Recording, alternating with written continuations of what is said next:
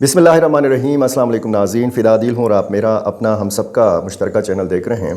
पाकिस्तान और हिंदुस्तान की जो कशीदगी है उसके इस ख़ित्ते के बाकी ममालिक के ऊपर क्या असरात मुरतब हो रहे हैं, ख़ुसूसन जब हम अफ़गानिस्तान के हवाले से बात करते हैं और अफ़गानिस्तान की तरफ से बाकायदा इस हवाले से तहफ़्फ़ुज़ात का इज़हार किया गया है।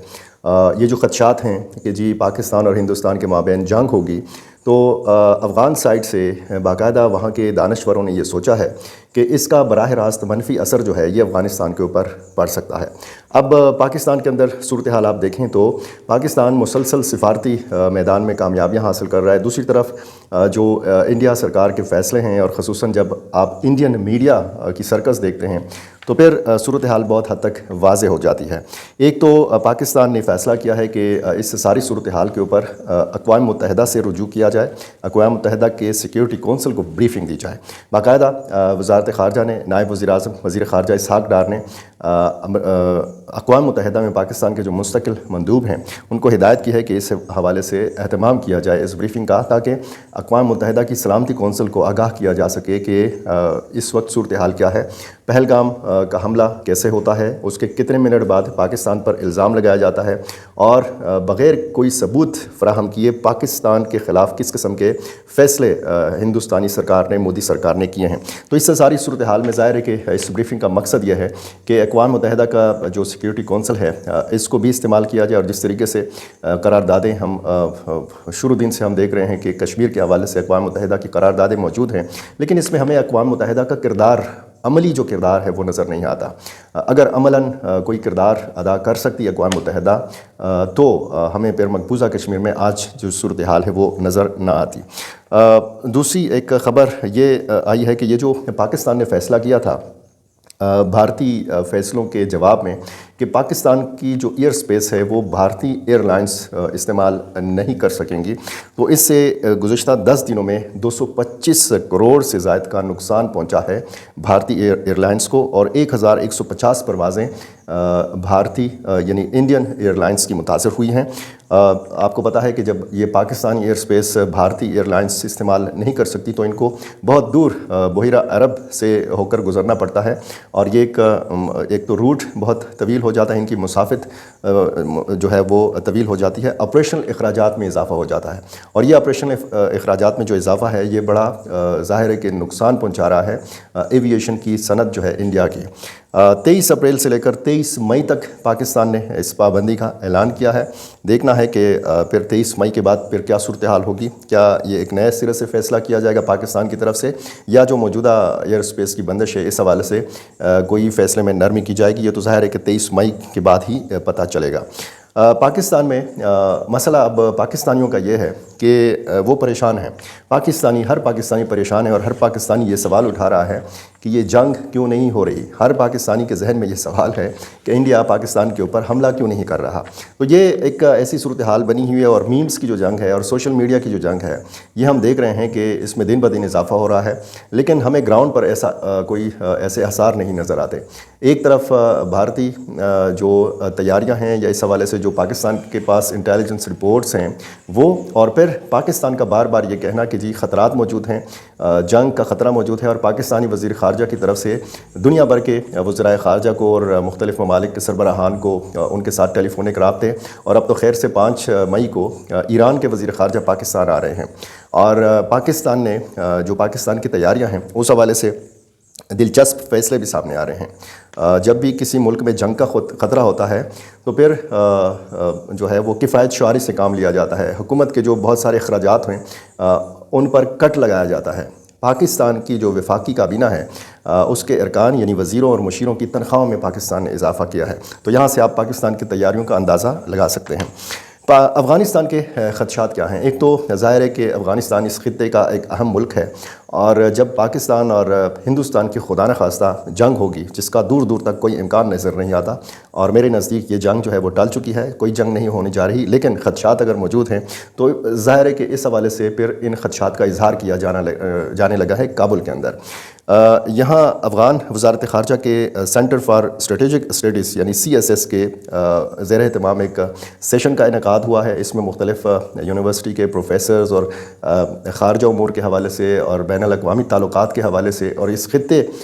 کی جو اسٹڈیز ہیں اس سے متعلقہ جو اساتذہ ہیں، جو اسٹوڈنٹس ہیں، انہوں نے اس سیشن میں شرکت کی ہے، دانشوروں نے شرکت کی ہے، اور اس ساری صورتحال پر غور و خوض کیا گیا ہے کہ کس طریقے سے اگر بھارت اور پاکستان کے مابین جنگ چھڑتی ہے تو پھر افغانستان کتنا متاثر ہو سکتا ہے۔ ایک تو افغانستان کے تعلقات جو ہیں وہ پاکستان کے ساتھ بھی ہیں، بالکل ٹچ پڑوسی ملک ہیں، اور اس خطے میں ایک اہم پڑوسی کی حیثیت سے افغانستان کے ہندوستان کے ساتھ بھی اچھے مراسم ہیں۔ تو یہ کہا گیا ہے اس سیشن میں، یعنی اتفاق اس چیز پر کیا گیا ہے کہ افغانستان کو ایک متوازن پالیسی رکھنی ہے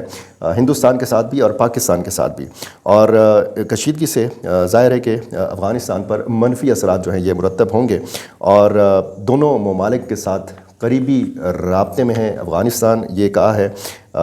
حکمت اللہ زلند نے، یہ اس سینٹر فار اسٹریٹجک اسٹڈیز کے ڈپٹی ڈائریکٹر ہیں۔ حکمت اللہ زلند نے یہ بتایا ہے کہ اس سیشن میں اس چیز پر بھی غور و خوض کیا گیا ہے کہ افغان جو تجارت ہے، یعنی جو افغانستان کی برآمدات ہیں یا جو افغانستان کی درآمدات ہیں خصوصاً ہندوستان کے ساتھ، وہ کس حد تک متاثر ہو رہی ہیں۔ اب ریسنٹلی کچھ دنوں میں نے پہلے آپ کو یہ بتایا بھی تھا کہ پاکستان نے تو اپنا واہگہ بارڈر جو ہے یہ کھولنے کی اجازت دی افغان تاجروں کے لیے۔ افغانستان کے تاجروں کے 150 ٹرکس جو تھے یہ جانا چاہ رہے تھے پاکستان کے ذریعے اور داخل ہونا چاہ رہے تھے واہگہ بارڈر کے تھرو، تو پاکستان نے یہ اجازت دی، لیکن ہندوستان نے یہ اجازت دینے سے انکار کر دیا۔ تو ظاہر ہے کہ یہاں پر بھی افغانستان کو پتہ چل گیا ہوگا کہ دونوں ممالک میں سے کون سا ملک جو ہے اس کے لیے جو ہے زیادہ نیک جذبات، نیک خواہشات رکھتا ہے۔ تو جنگ جو ہے وہ ظاہر ہے کہ کسی کے بھی فائدہ میں نہیں ہے، جنگ کا بہت نقصان ہوتا ہے۔ براہ راست جو دو ممالک جنگ کرتے ہیں تو ان کا بھی نقصان ہوتا ہے، اور اس خطے کے جو باقی ممالک ہیں وہ بھی متاثر ہوئے بغیر نہیں رہ سکتے۔ اب ظاہر ہے کہ بظاہر تو ہمیں لگتا ہے کہ یہ پاکستان اور ہندوستان کی کشیدگی ہے، لیکن اس ساری صورتحال میں ہم دیکھ رہے ہیں کہ چین اور بنگلہ دیش کا جو کردار ہے وہ خاصا پریشان کن ہے ہندوستان کے لیے۔ جو امریکہ سے جواب آیا ہے، جو رد عمل آیا ہے، وہ بھی خاصا پریشان کن ہے ہندوستان کے لیے۔ اب ظاہر ہے کہ افغانستان ایک ایسا پاورفل مضبوط ملک نہیں ہے، چین کی طرح مضبوط نہیں ہے، بنگلہ دیش کی طرح اس کی آرمی مضبوط نہیں ہے، بہت دور اگر آپ دیکھیں تو روس اور امریکہ کی طرح مضبوط ملک نہیں ہے۔ صرف ایک اخلاقی سپورٹ اور ایک سفارتی جو سپورٹ ہے اس کی ضرورت ہوتی ہے، اور اسی ضرورت کو محسوس کیا ہندوستان نے بھی۔ اس نے اپنا ایک عہدیدار جو ہے بہت کم لیول کا عہدیدار بھیجا، اپنی وزارت خارجہ کا آنند پرکاش، تو اس کو بھی بڑا کیش کرنے کی کوشش کی۔ اور حملے سے 2-3 دن پہلے جب وزیر خارجہ اسحاق ڈار کابل گئے تو وہاں پہ ظاہر ہے کہ افغانستان اور پاکستان کے بہت سارے معاملات ڈسکس ہوئے، اور یہ خوش قسمتی تھی دونوں ممالک کی کہ دونوں ممالک نے بہت سارے مسائل پر کھل کر بات چیت کی، اور بہت سارے مسائل کا حل جو ہے اس پر بات چیت کی گئی اور کابل کے اندر کی گئی۔ تو اس کے بعد جب پہلگام کشمیر کا واقعہ ہوتا ہے تو پھر ظاہر ہے کہ پاکستان نے بروقت ایک فیصلہ کیا تھا، بروقت یہ اقدام ہوا تھا، یعنی یہ جو دورہ تھا کابل کا اسحاق ڈار کا، یہ بہت مفید ثابت ہوا ہے پاکستان کے حق میں۔ اب پاکستان کا ایک دیرینہ موقف ہے کہ ایک مستحکم، ایک پرامن ملک افغانستان جو ہے یہ پاکستان کے مفاد میں ہے۔ افغان حکومت کو، افغان طالبان کو بھی اچھی طرح سے یہ بات سمجھ میں آتی ہے کہ پاکستان کی کتنی اہمیت ہے افغانستان کے لیے۔ اب میں نے جو ایک چیز آپ کو کہی تھی کسی ایک ویڈیو میں کہ ہمارے بہت سارے جو پاکستان کے اندر جو خود کو دانشور سمجھتے ہیں، انہوں نے پاکستان کا مفاد اس چیز میں ڈھونڈا کہ وہاں پر افغان طالبان کے مابین اختلافات کو ہوا دی جائے۔ اب افغانستان کے اندر جو دانشور ہیں وہ بیٹھ کے سیشن میں اس معاملے پر گفتگو کرتے ہیں کہ اگر جنگ چھڑتی ہے پاکستان اور ہندوستان کے بیچ میں تو افغانستان کتنا متاثر ہوگا۔ یہ سوچ پاکستان کے اندر کیوں نہیں ہے کہ اگر افغانستان کے اندر جنگ چھڑتی ہے تو اس کا کتنا نقصان پاکستان کو ہوگا؟ یعنی وہاں پہ تو کوئی ایسا گروپ نہیں ہے کہ جو طالبان کے خلاف اٹھ کھڑا ہو اور وہاں پر خانہ جنگی کی صورتحال ہو، وہاں پہ تو کوئی ایسی سیاسی جماعت نہیں ہے، وہاں پہ تو ایسا کوئی دور دور تک امکان نہیں ہے کہ امریکہ جیسا ملک یا کوئی دوسرا ملک آ کے افغانستان کے اوپر حملہ آور ہو اور وہاں پہ صورتحال ایک مرتبہ پھر اس طرح کی بنے کہ وہاں پہ جنگ کی صورتحال ہو۔ یہ جو Haqqani network, Haqqani group اور قندھاری گروپ کے مابین اختلافات کی خبروں کو ہوا دی جا رہی تھی، تو میں نے اس وقت آپ کو بتایا تھا کہ یہ پاکستان کے مفاد میں نہیں ہے۔ پاکستان کا مفاد یہ ہے کہ افغانستان کے اندر موجودہ جو افغان طالبان کی حکومت ہے یہ ایک مستحکم حکومت ہو، یہ اختلافات سے پاک حکومت ہو، کیونکہ اگر پاکستان نے ٹی ٹی پی کے معاملے پر یا پاکستانی ملیٹنٹس کے معاملے پر بات بھی کرنی ہے تو ظاہر ہے کہ ایک متحد طالبان حکومت سے بات کرنی ہے، اگر وہاں پہ اختلافات ہوں گے، وہاں پر اگر جس طریقے سے لوگ بتانے کی کوشش کرتے رہے کہ وہاں پہ ایک دوسرے کے جانی دشمن بن گئے ہیں، ایسی صورتحال تو تھی نہیں، لیکن پتہ نہیں ہمارے جو دانشور صاحبان ہیں ان کو کہاں سے یہ بتایا جاتا رہا کہ جی ان اختلافات کی خبروں کو ہوا دینی ہے اور اس میں پھر پاکستان کا مفاد ہے۔ اس میں بالکل بھی پاکستان کا مفاد نہیں ہے۔ اب ایک افغان جو ذرائع ابلاغ ہیں وہاں سے دوبارہ سے یہ خبریں گردش میں آنے لگی ہیں کہ سراج الدین حقانی جو وزیر داخلہ ہیں، اسٹل وزیر داخلہ ہیں، اور یعقوب مجاہد ملا عمر کے صاحبزادے ہیں، وزیر دفاع ہیں، اور افغان انٹیلیجنس کے چیف، افغان طالبان کے جو انٹیلیجنس چیف ہیں عبدالحق وثیق، انہوں نے قندھار کا سفر کیا ہے اور وہاں پہ ان کی سپریم لیڈر شیخ ہیبت اللہ اخونزادہ سے ملاقات ہوئی ہے، اور اس ملاقات میں جو سیکیورٹی فورسز اور سرکاری عملے میں کمی کا فیصلہ سامنے آیا ہے شیخ ہیبت اللہ اخونزادہ کی طرف سے، تو اس پر انہوں نے رد عمل دیا ہے۔ انہوں نے کہا ہے کہ جی یہ فیصلہ جو ہے یہ نہیں ہونا چاہیے۔ ایک بار پھر یہ بتانے کی کوشش کی جا رہی ہے کہ جی افغان طالبان کے بیچ میں بہت سارے معاملات پر بہت حد تک اختلافات ہیں، اختلاف رائے ہوتا ہے مختلف ایشوز کے اوپر، مختلف معاملات کے اوپر